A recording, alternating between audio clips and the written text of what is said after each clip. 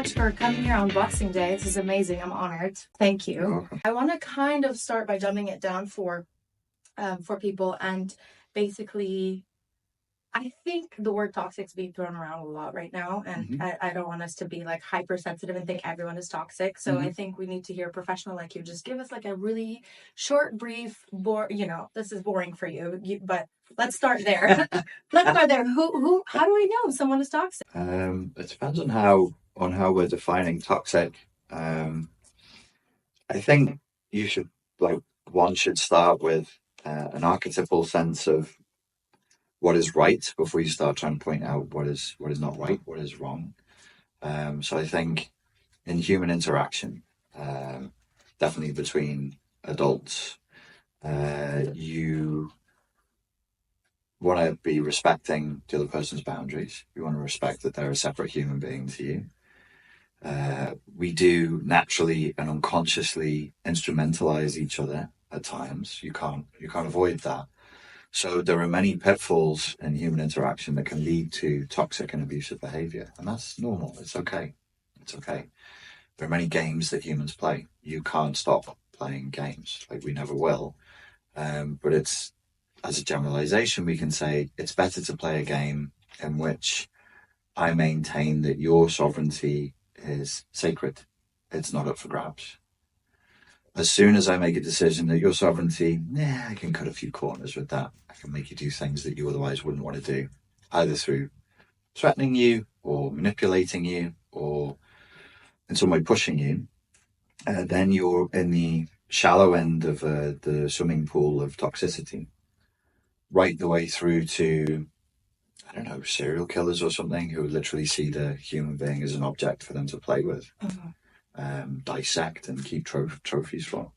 So to me, that's where you start. You try and start with like first principles. What is it to not be toxic? You should respect the sanctity and the sovereignty and the boundaries of the other person. Of other people. Mm-hmm. So we want to talk about narcissists because they're one type of toxic people that they seem to be the most dangerous, I think. And I don't think, I know, because of my experiences with toxic people who are narcissists was my parents.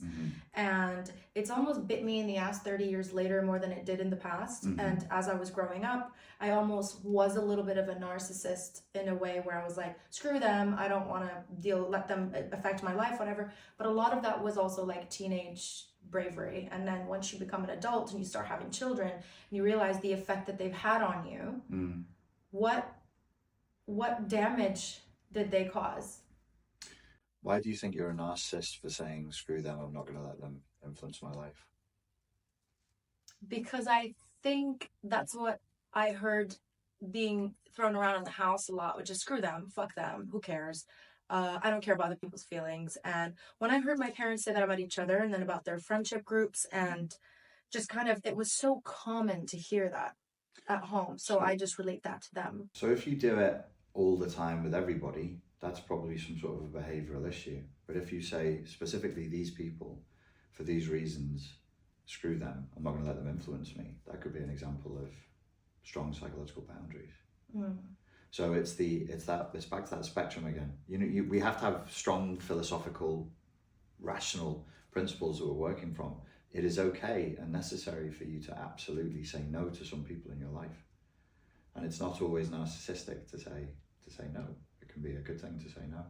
And I think that's living proof and shows that how much I have basically been taught that I am not allowed to have boundaries. Correct. So what you've done is you've assigned a moral crime to saying no to people who are perhaps don't have your best interests at heart. That usually comes about through entrainment, brainwashing. If you say no to me, then you are a bad girl. And now you've got that inside of your head and you're like, how could I be a bad girl?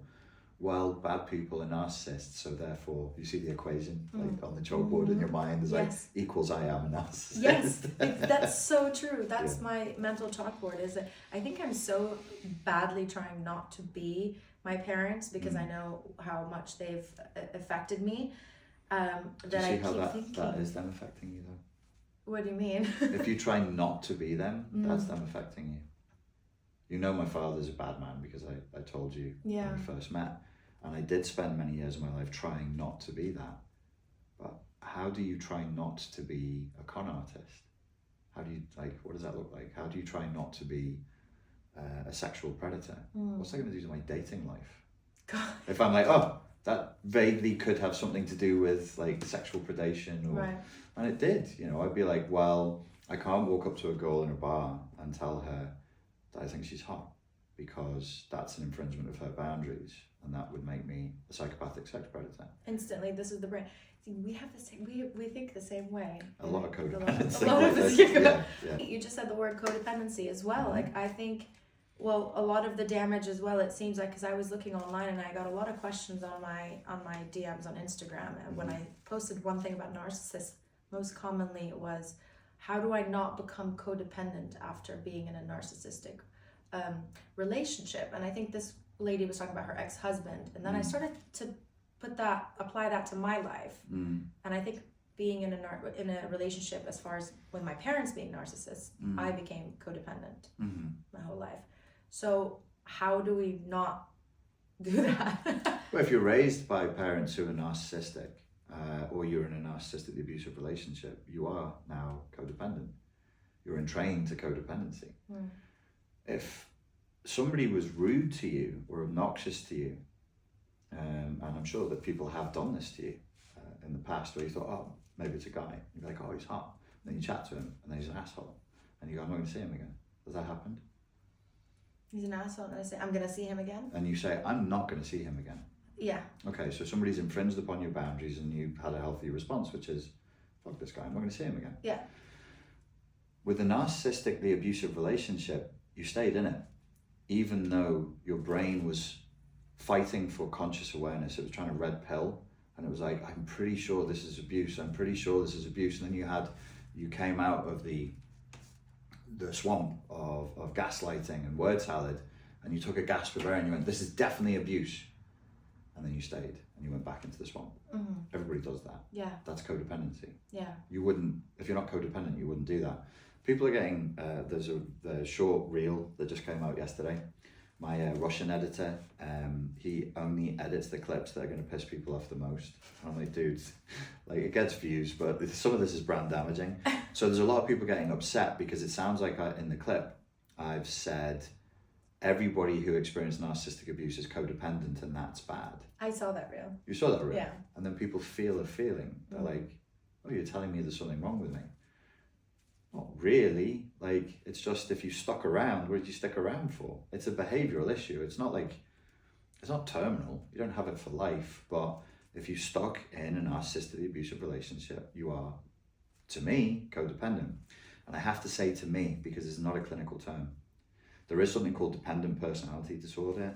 Codependency is adjacent to that, but it's actually kind of a pop psychology, an American pop psychology term, codependency. So it's up for grabs what it means to different people. When I'm using it, I'm talking about operating with a pronounced fawn response in the master-slave dynamic, where you've taken on slave morality and you exist to serve. And you let people abuse you, and then you change the abuse in your mind. They don't have to gaslight you. You gaslight yourself and say, well, it's not really abuse, or you justify the abuse, or you say, it's okay, this is going to be okay, I'll stick with it. I'll love them more, I'll love them better, and everything's going to be okay. That's codependency to me. Yeah, because how do we draw the line between, if you're in a relationship and you're like, how do we draw the line between unconditional love and then setting a boundary? You're just like, wait, maybe I will let them be themselves because that means I love them. So I think that's a really good question. And I think, I know you're connected to some ladies in the podcasting space over in Dubai.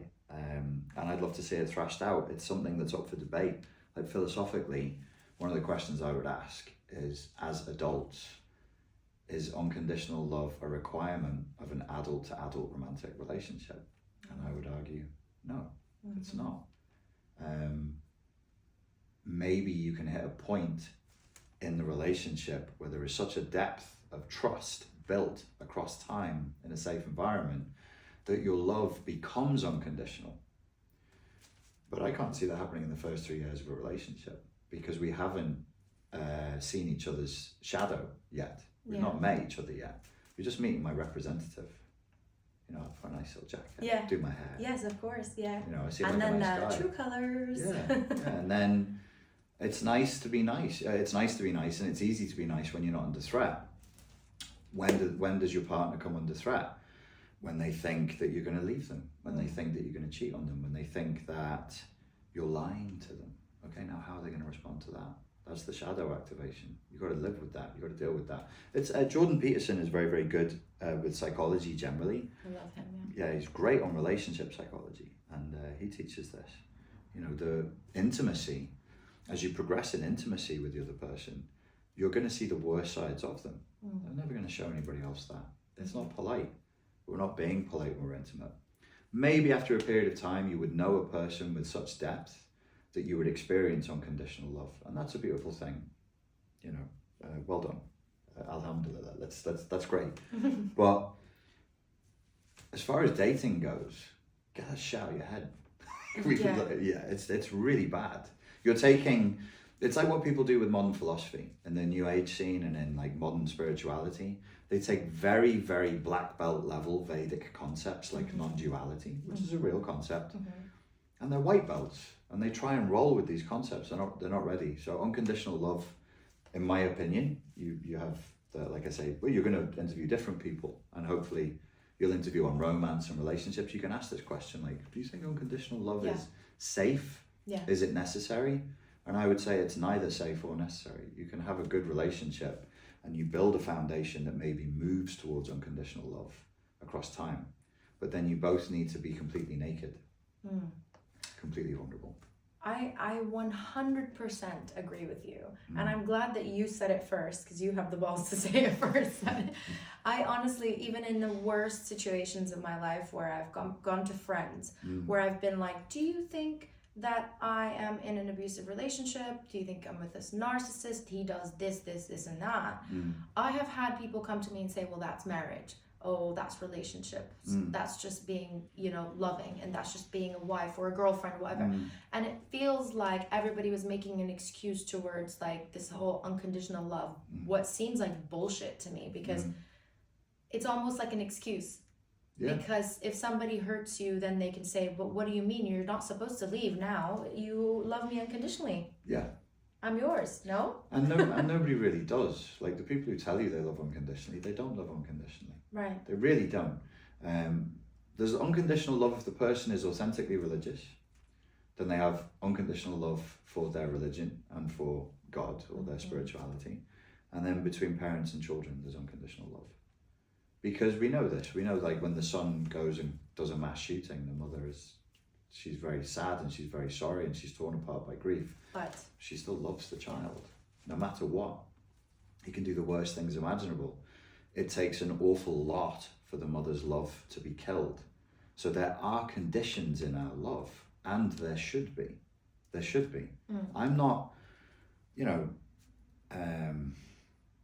don't know how much I don't want to upset your followers. Look, I'm a man. I'm a human male. It's not safe for you to offer me unconditional love. It's not wise. It's not safe. It's a beautiful ideal, and people jerk off over their beautiful ideals. They're masturbatory. They're not safe. It doesn't, you take what you have in the meditation chamber, what you have in the yoga class, what you have in your favorite book, what you have in your journal, these are beautiful ideas. There are parts of me that are monstrous and very powerfully destructive, as there are in all men and in all women. You're going to love me unconditionally?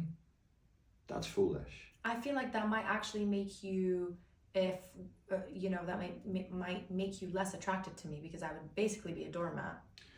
There's that as well. I mean, if I was just like, you be anything, which is what maybe women unfortunately had to deal with back in the day. They would just stay at home and pick up the slack of everything, literally just because the man got to go out and provide. And then they had no, like my parents were like that. My dad would just be like, well, I provided, so basically it's on you now. Any conflict, any issue at home, any reason I need to go out, you don't get to have a say in it. And it was all because because I'm a man. And it's like, my mom literally was like, oh, but I love him, so he's my husband, so I should probably do that for him, right?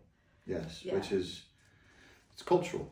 Yeah. It's cultural brainwashing. Yeah. And essentially we do need to put up boundaries. And I think You that's do. what we need to spread now. It's 2023 going on 2024. I think women and men both need to set boundaries, because in a way, we're just saying, you might become an exceptional target for a narcissist if you're vulnerable and ready to give it all to someone, right? The thing that you're talking about as well, it's very dangerous to men. It's very, very dangerous to men. Nobody should be, no adult, in my humble opinion, should be loved unconditionally.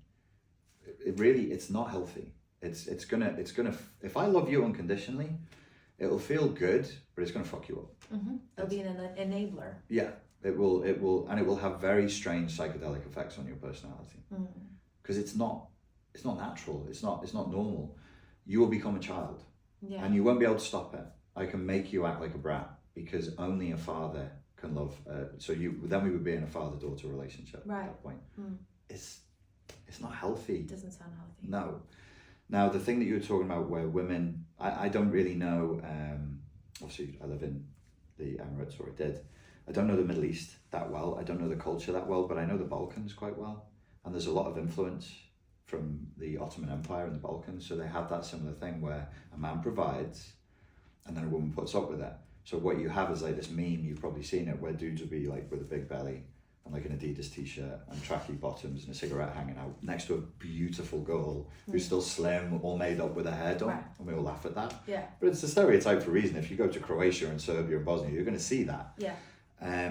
This is dangerous to men, because ultimately, if you have a group of people and you're resting your belly on their face, eventually they're going to get pissed off and they're going to fight back. And what you can end up with is a toxified, hyper-aggressive reaction to that entitlement. If you've been enslaved, when you break your chains, you're not going to be like, oh, just leave the masters be, forgive and forget. No, you kill him. Yeah. You kill him. Yeah. The first thing you'll do.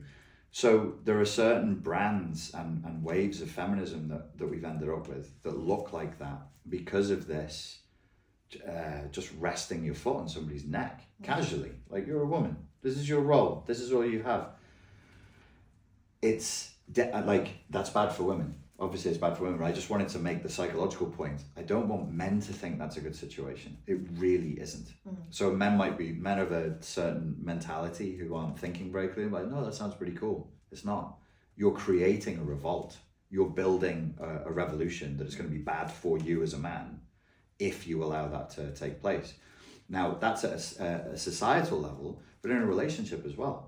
If I make you live that for 20 years and you eventually wake up and be like, I don't have to live with this guy's foot on my face anymore, your response is going to be aggressive. Right. You're going to hurt me.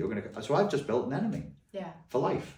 And I see a lot of that there as well that would have been cured by saying, before God and in all due humility, I don't know what this life is. I didn't create myself. I didn't create you. We have these moments together. I like you. I don't want to crush you. I want to be around you, but I want you to be you. That takes a degree of emotional maturity. Yes. And everybody has to go to therapy. Yes, I agree. Pray to God, go to therapy. Go to therapy for God's sake, because then the people around you have to go to therapy to deal with your bullshit. Yeah, exactly. If you don't go to therapy. Exactly. This is so true. But actually, this is how I started understanding life, because I think when you grow up in an environment which was a toxic dynamic of the entire family that was around, and then narcissistic parents and whatever, I'm not gonna lie, emotionally, my EQ was like, it was just damaged. Like, I didn't really know. For example, I could not for the life of me believe that two people can stay together forever. And how two people are just going to love themselves, love each other unconditionally, everything. And I've just never seen a relationship where people, growing up, were just getting on. So I've had to really go to therapy to try to be able to rewire my brain to believe that it's not all like that. And that's just what my inner child has seen consistently for so long, that it is war. Love is war. That's what I've seen. And it's now that I'm maybe becoming too self-aware, I'm thinking, before getting into any relationship, everyone really should go to therapy and figure out why they're getting in a relationship, why they're getting in that specific relationship, what they're looking for and why, right? Yeah. But is that's too much to ask, I think, humans, but Too bad. it's, yeah. Too bad. Then suffer. Go, don't go. I don't care. Yeah. This is my philosophy now, and this is years as a enabler, as a fawn responder, as a codependent. I'm even codependent with my followers. I'm codependent with people who watch me on YouTube. It's like a salvation complex, and I'm in therapy for that. And then it trickles down into all of my relationships, and I have this strong compulsive urge to overgive because of the trauma I experienced in childhood. And I'm really trying to toughen up around that. And we all need to. There's a pandemic of narcissism, but there's a pandemic of codependency as well. So my attitude now is, I don't care if it's too much to ask. I also coach in business. I do different types of coaching. And I'll just say to people, this is what your business is going to take. And they'll say, I can't do it. And I'll say, okay. What was it about and if you're uncomfortable talking about this, that's fine. Just let me know. It's fine. Just talk about it anyway. Just okay. I'm totally comfortable with you being uncomfortable. Perfect. I love it. That's why we get on. What was it about your trauma that made you an overgiver? I was overtly and openly entrained to overgive as a child, and also anybody who any child who has their emotional needs neglected will compensate in adulthood with perfectionism and overgiving because they're fighting for attention. Then if you show up and you just give me attention and you're like, oh, you're amazing, you're wonderful, and I love you, I'll be like, ugh, what's that? Like, I'm supposed to be fighting for this. I have to, what is this dynamic? I feel suffocated, I feel turned off, I feel like freaked out or whatever. No, I need some arrogant, hypersexual, demanding, borderline personality disordered, narcissistic woman. The rules of the relationship need to change, not just day by day, but hour by hour. And she needs to be impossible to please. And I'm like, yum. This Ooh, is lovely, perfect. a challenge. Great. This feels normal. This feels natural. Feels normal, feels natural. And that's in therapy. We talk about that at least 50% of the time. So my therapist is very worried. He's like, you're going to meet somebody who's normal, and then you're gonna get rid of them. And he says you've got to try and normalize away from the high adrenaline, high octane Mexican telenovela where you're screaming at each other and throwing shit around the house all the time, to a normal, healthy life. And we have to rewire you to that. Your central nervous system is not wired to that. But as we said before, you said, is it too much to ask people to go to therapy before a relationship? It is what it is. If you want to get better at doing a back squat, you've got to put a bar on your back and back squat. If you want to skydive, eventually you're going to have to get on a plane and jump the fuck out. Yeah. Like, there's only so much time you can spend in the wind tunnel thing. Yeah. You got to do it. Yeah.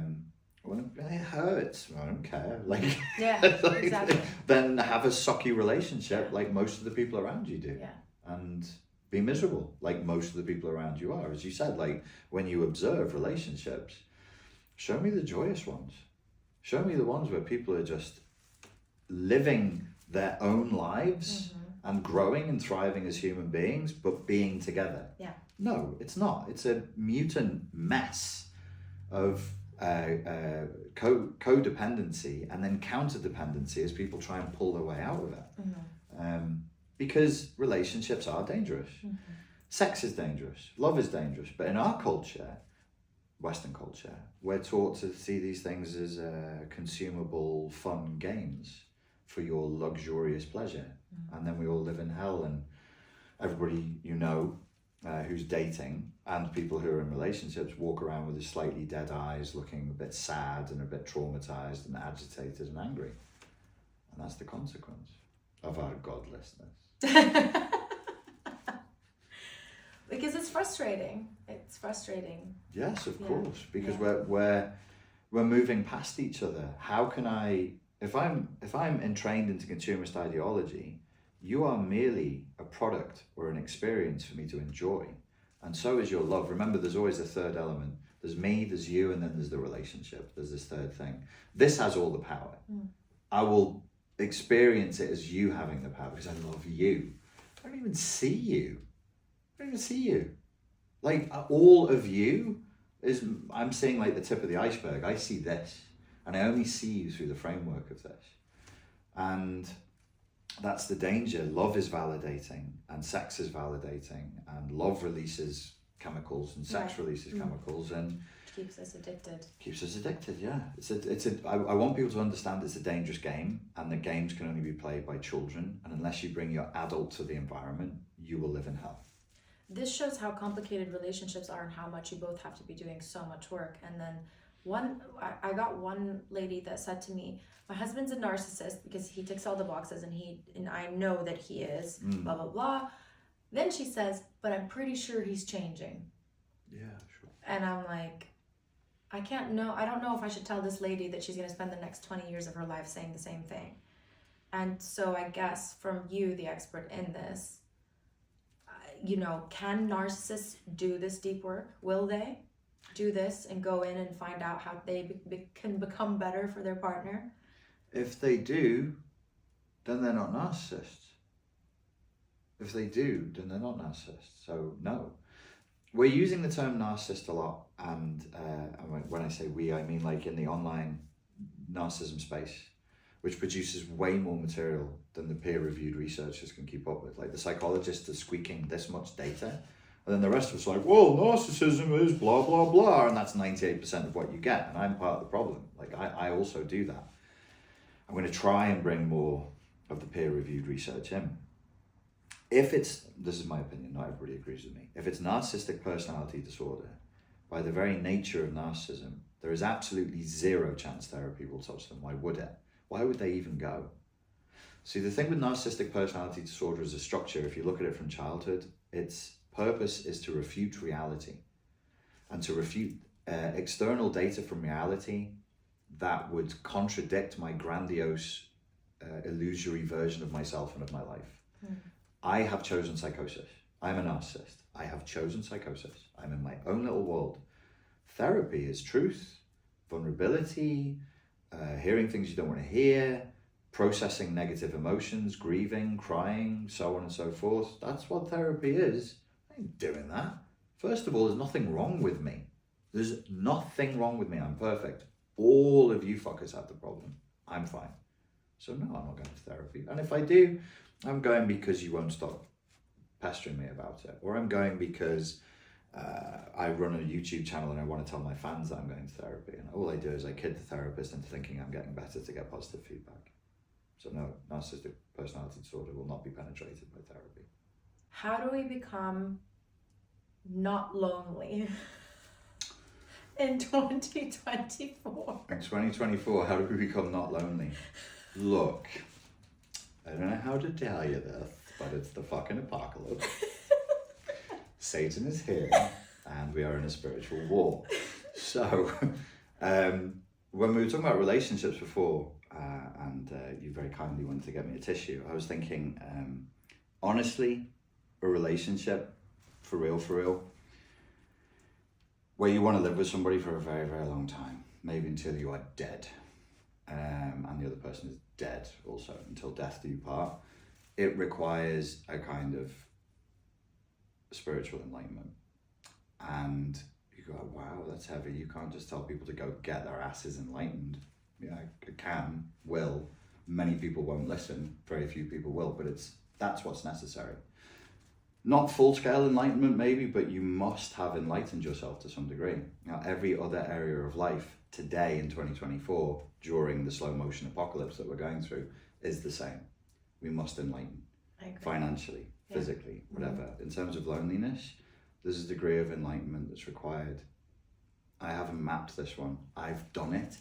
But when I was doing it, when I came out of a narcissistic abusive relationship, I kept looking back.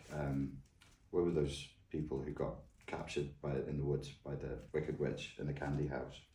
Hansel and Gretel. No. Looking at me completely confused. Were you raised on these stories? I had a terrible childhood, remember? Oh yes, I don't know. It was beaten out of me. I remember nothing. It's good that we can laugh about these things. No, it's terrible. It's so bad. The best comedy comes from hideous trauma. 100%. I love it. I actually love it. It's nice to laugh about it. I was actually just listening to Louis C.K. on the way over here, and he's so funny, and I was like, I wonder what kind of childhood he went through that he was funny. I always think that when I watch comedy. I'm Yeah. like, oh, I really want to know the backstory. And everyone's Yeah. like, shut up, you're ruining the stand-up. And I'm like, but what was his mom like? Yeah, it's going to be this funny in this Yes. show. So with narcissistic abuse, I was breadcrumbing, which slowed down my own process, but it's my job and I felt I had a moral responsibility to do it. So I'd look back, I'd be trying to come out of the relationship, but looking back and be like, okay, I need to tell people to do this, I need to tell people to do this. With the loneliness thing, I just did it. And I don't remember what I did, but I used to feel very intense loneliness. And in the last 4 months, it stopped. The only thing I can correlate is an increase in what you would roughly call spiritual experiences. I just don't feel that there's pain in loneliness. Do you ever get pain from being lonely? Yeah. You feel it? You feel it? Where do you feel it? In your body? In your Everywhere. chest? You feel it everywhere, through your whole body. I'm crushed by No, loneliness. I'm kidding. I think I feel it the most. Yeah, I would say my heart. My heart feels a bit like there's like an emptiness. And usually, to be honest, I'm answering this question, but the truth is, I don't let myself feel lonely, and I never used to. Now I'm actually realizing I really need to be okay with sitting with the loneliness. Yeah. And again, this is because of, watching people like you and doing my own self-research and reading The Body Keeps the Score and really good books like that. Like, I never let myself feel lonely. As soon as I feel lonely, I'm like, I gotta jump out of a plane. I gotta do this. I give myself a long to-do list that no one could ever finish. And then I do this, that. And then by the time I wanna go to sleep, like I'm still thinking, then I'm like, okay, I need to like take a Benadryl. It's not healthy. This is not now, but when I started seeing this pattern, I realized I really need to be able to sit with loneliness.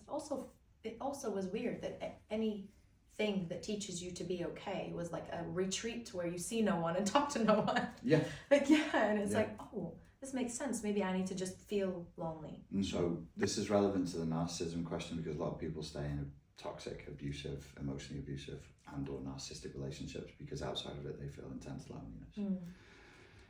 There's a correlation, I think, between the pandemic of ADHD that we're seeing and loneliness. It's a very good way of crushing loneliness. You just fill your life with stuff and keep yourself distracted, then you don't feel the pain. Back to Louis C.K. actually, he said back in 2016 he was encouraging people to put their devices down and just feel loneliness and feel pain. And he described driving on a freeway and he was listening to some old rock dude who did Born in the USA. Born in the USA. Springsteen? Thank you. Yeah. He's listening to Springsteen, but a sad Springsteen song. And he had the urge to pick up his phone and text somebody, and he said, I didn't. I just stayed with the emotion. He said he just parked up and just started crying. Nobody wants to cry. Nobody wants to feel pain, but your system must. So part of the loneliness, I think, in my case, that eventually led to me becoming very physically sick was a lack of grieving. I hadn't grieved, and you don't have to grieve all in one and just wash your life away. You can grieve slowly and organically, but you must grieve for the things that are lost. And then the religious side of it was, I kind of, because I sat with it, like you're saying, I'm sitting with my loneliness going, what is this pain? What am I feeling? And I'm like, I feel disconnected. I feel like I'm in the wrong world. Where's my creator? Where's God? Where's heaven? Is there a God? Is there a creator? Is there a purpose to this? Why do I feel so disconnected? And then I managed to find my way back to feeling connected. You know, in Islam, they talk about taking refuge in God.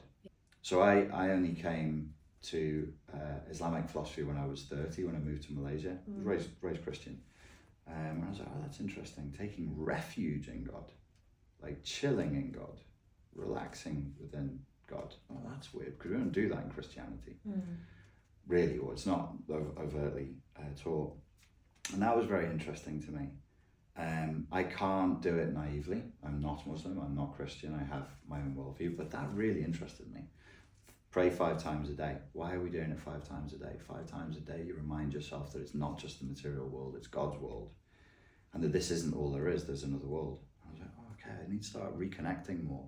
And then I just found myself on a cycle of reconnection. So then loneliness does come, distress does come, and I'm like, reconnect. You're getting pulled into the world. You're getting, there's little Buddhas around this room. You're getting pulled into Maya. You're getting pulled into the world of illusion. It's not real. It's not real. but it's real enough to make you feel a thing. And I'm like, okay, what's real about this? And try and see if the so-called reality can be disintegrated or not. And then through doing that, I think something like that roughly was what reduced this like extremely painful loneliness. I don't feel alone. I hope that maybe right after this interview, you've got to be like, now no, I'll be there. I'll be like, hey, we can sit in the mud together. Someone sit in the mud with me. Yeah. But I love that because I genuinely felt like for a while that you have to understand what to do when you feel that loneliness and how you perceive it and attack that feeling and work with it is how you actually make it more comfortable, not necessarily stop, but more comfortable, right? Yeah, kind of like an integration of loneliness. When I was still in Dubai in the last few weeks, as a sort of a thought experiment, non-naively, I tried channeling. I was like, oh, that's an interesting idea. And I'm interested in fiction, like sci-fi fiction. And it was Teal Swan. She was talking about 11th dimension beings. If you channel 11th dimension beings, they have no sense of time or death or pain. So you can listen to their messages, but they're off. And I'm like, wow, that's so crazy. What a weird way of looking at the world. How interesting. And then I was like, as a writing experiment, what would I write if I believed I was talking to an 11th dimension being? I don't even know what 11th means. I don't know what 1098 is. Yeah. She just said it, and my brain hung on to that concept, and I was like, okay. So I started doing that, and actually some of the stuff I got by role-playing it was really good. And one of the things, I do this late at night in Dubai, after like a day's training and walking and working, and like it's midnight, and I would usually fall asleep halfway through. Really? Yeah, so I'd be in the couch, and I'd write ideas down, and then I'd channel again. Like, I'm not really channeling, I was just thinking I am. And one of the things I got as I was dropping off into sleep was that the loneliness that calls to romance, like in your heart, where you want to be joined with another person, is the same call as the call to spirituality. Wow. Yeah, it was cool. I was like, that's really cool. I couldn't hold it. And peace. So you went straight into peace. Yeah, I went straight to peace. It's like, I'm now asleep. Wow. And I was like, wow, that's cool. I hope I remember it when I wake up. And I don't know what to do with it. I look at it and I think about it and I'm like, okay, so that is an instinct. It's an urge. I feel lonely. Like if I'm hungry, it's the urge to eat. If I'm thirsty, it's the urge to drink water. I'm lonely. What is that? I'm trying to connect with another person. But am I really trying to connect with another human being? Can I connect with another human being? If I'm connected to another human being and not connected to God, higher source, spirituality, is that safe? Is that safe? Probably not. Because then you become God. And I think this is what a lot of people are doing. And I don't want to sound preachy, but I will now. In Islam, there is shirk, which is idolatry. And we've turned sexual romance into idolatry.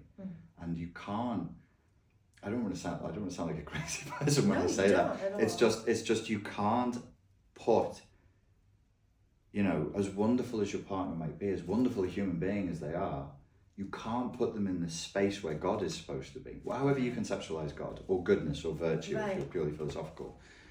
That's a human. Yeah, you're human. You have socks on. Right. Sometimes like the sock is inside out and the pointy bits are not where they're supposed to be. That's okay. Yeah. But virtue isn't, philosophy isn't, ideals aren't, God isn't fallible. That's what you should hold to. But then in Islam, in some ways it's like Buddhism, and then in other ways it's not. You don't turn away from the material world. You enjoy it while it's here, but you don't addict to it. You enjoy it while it is there. You take it for what it is, and then you move on. You go back to God.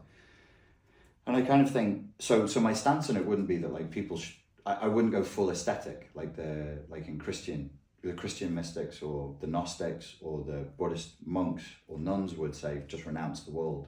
I'm not sure that that's the right thing to do. No. That's kind of easy. Yeah. It's almost an easy option. Yeah. If you can run away.